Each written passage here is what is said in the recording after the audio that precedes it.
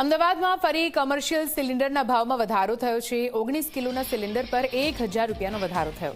Commercial સિલિન્ડરના ભાવ 3000 થયા છે। કેટરિંગ અને ખાણીપીણીની લારીઓ ચલાવતા વેપારીઓને અસર પહોંચી છે।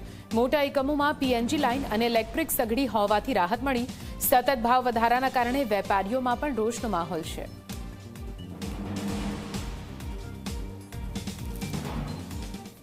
આનો જે વધારે ઇફેક્ટ છે આ કેટરિંગ અમારી કેટરિંગ ઇન્ડસ્ટ્રી ઉપર પડશે કે જે કેટરિંગ ઇન્ડસ્ટ્રીમાં પીએનજી લાઇનની કોઈ કામ આવતું નથી। ફક્ત તમે સિલિન્ડર ઉપર જ ડિપેન્ડ કરી શકો અને એ અત્યારે એકદમ વધારે હોવાથી ને જેમને જેમ ઓલ્ડ ભાવમાં બુકિંગ લઈ લીધી હોય તે બધા કેટરર્સોને એક મોટો ભાવનો ફટકો પડશે।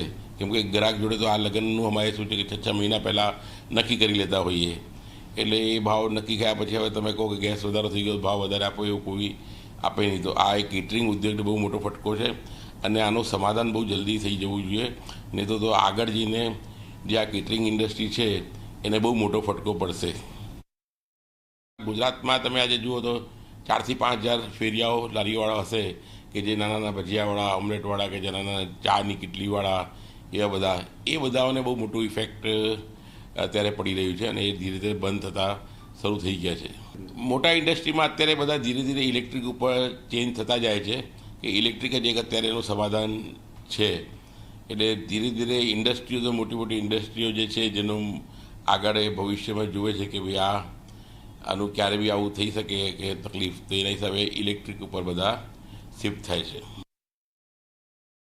ઈરાન, અમેરિકા અને ઇઝરાયલ વચ્ચેનું જે યુદ્ધ ચાલી રહ્યું છે તેની સીધી અસર લાંબા સમયથી વિશ્વભરના પેટ્રોલિયમ પેદાશો પર થઈ રહી છે અને જો ભારતને લાગે વળગે છે ત્યાં સુધી વાત કરીએ તો જે પ્રમાણે અગાઉ પેટ્રોલ ડીઝલની અછત થઈ હતી પરંતુ હાલ તે શાંત છે, પરંતુ હાલ હવે અસર થઈ રહી છે જે રાંધણ ગેસ છે તેના સિલિન્ડર ઉપર। ફરી એકવાર કેન્દ્ર સરકારે કોમર્શિયલ જે સિલિન્ડર છે તેના ઉપર દેખીતો 1000નો વધારો કરી દીધો છે અને આની અસર જે છૂટક હાથલારી અથવા તો વિવિધ ખાણીપીણીના એકમો ચલાવતા જે વેપારીઓ છે તેમને થઈ રહી છે। આપ જોઈ શકો છો અમદાવાદ શહેરના કેટલાક વિસ્તારોમાં જે વેપારીઓ પોતાનું ગુજરાન ચલાવવા માટે, પરિવારનું પેટ ભરવા માટે અત્યાર સુધી ડોમેસ્ટિક સિલિન્ડર વાપરતા હતા તે ના છૂટકે હવે પોતાના ઘરના જે રેસિડેન્ટ સિલિન્ડર છે, ડોમેસ્ટિક સિલિન્ડર છે તેને અહીંયા ધંધામાં વાપરી રહ્યા છે। આ તરફ પણ કેટલીક છૂટક લારીઓ છે તે જોઈ શકો છો।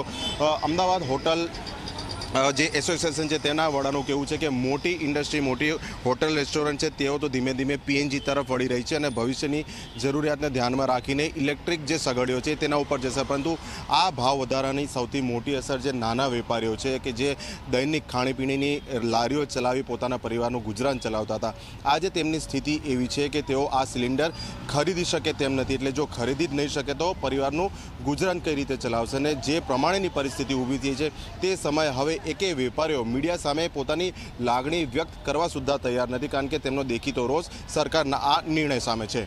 કેમેરા પર્સન શૈલેષ બગડા સાથે અર્પણ કાયદાવાલા, ઝી મીડિયા, અમદાવાદ।